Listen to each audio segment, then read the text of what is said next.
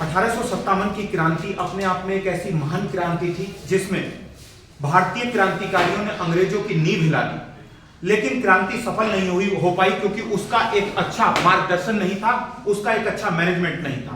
इस चीज से हमको यह प्रेरणा मिलती है कि जिस काम का भी अच्छा मैनेजमेंट नहीं होता है उसकी सफलता के चांसेस बहुत कम होते हैं।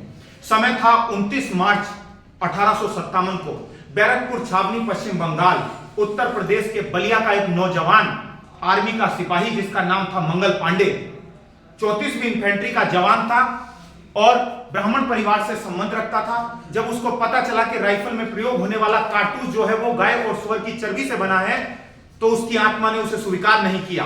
कैप्टन बाग और ह्यूसन के द्वारा आदेश दिया गया कि चलाओ गोली, लेकिन मंगल पांडे ने गोली चलाने से साफ इनकार कर दिया।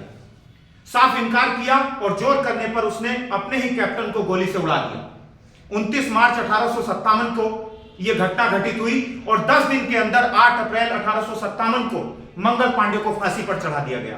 अंग्रेजों के द्वारा बैरकपुर छावनी, पश्चिम बंगाल में तो क्रांति को दबा दिया गया, लेकिन क्रांति ऐसे दबने वाली नहीं थी क्योंकि भारतीय क्रांतिकारियों के अंदर एक जुनून था लगातार शोषण को देखते हुए। इसलिए क्रांति धीरे धीरे उठती हुई चिंगारी मेरठ आ गई और 10 मई 1857 को मेरठ में चिंगारी विस्फोट बन गई और जितने भी क्रांतिकारी थे उन्होंने जेल को तोड़कर अपने जो भी कैदी थे उनको आजाद कराया और दिल्ली की तरफ कूच कर दिया।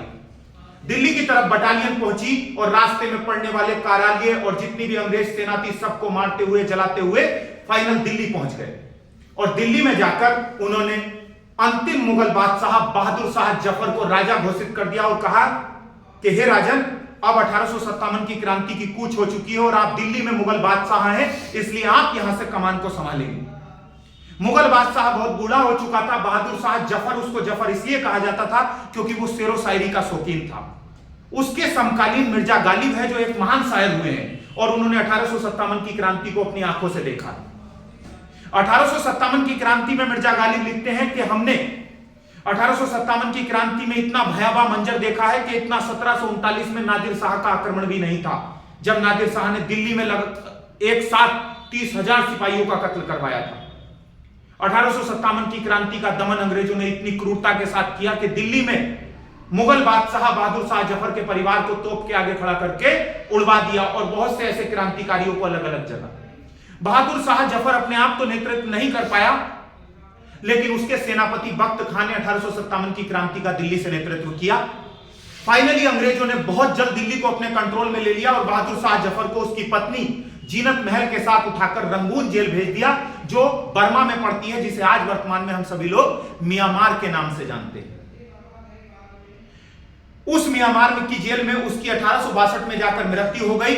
बहादुर शाह जफर अंतिम मुगल बादशाह साबित हुआ और उसने कहा कि मैं बूढ़ा हो चुका हूं और मेरे शासनकाल में पहली बार भारत में क्रांतिकारियों ने क्रांति की, सैनिकों ने विद्रोह किया और मैं देश के काम नहीं आ सका। इसीलिए बहादुर शाह जफर की कबर पर लिखा हुआ है कि ना किसी की आंखों का नूर हूं, ना किसी के दिल का करार हूं, मैं जो अपने देश के काम ना आ सका वह बुझता हुआ चिराग हूं। तो दोस्तों, ये जो आजादी आज वर्तमान में जिसका हम लुत्फ उठा रहे हैं, ये हमको मुफ्त में नहीं मिली है, इसके लिए भारी कीमत चुकानी पड़ी है।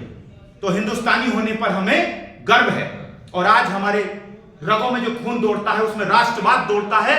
तो इसीलिए कहा है शायर ने कि वह खून कहो किस मतलब का जिसमें उबाल का नाम नहीं, वह खून कहो किस मतलब का आ सके देश के काम नहीं, वह खून कहो किस मतलब का जिसमें जीवन न रवानी है, जो परवश होकर बहता है वह खून नहीं है पानी है। बोलो भारत माता की जय। अगर तुमको भी इसी प्रकार से लगातार क्लासेस लेनी है तो जुड़ना पड़ेगा sky competition classes Bijnor, Uttar Pradesh. बेहतरीन अनुभवी शिक्षकों की टीम के साथ जो लगातार पिछले 8 वर्षों से शिक्षा के क्षेत्र में एक महान क्रांति को ला रहे हैं और बहुत से ऐसे युवाओं का सपना साकार किया है, उन्हें उनकी मंजिल तक पहुंचाया है और सफलता के शिखर तक पहुंचने के लिए जुड़े स्काई कंपटीशन क्लासेस बिजनौर।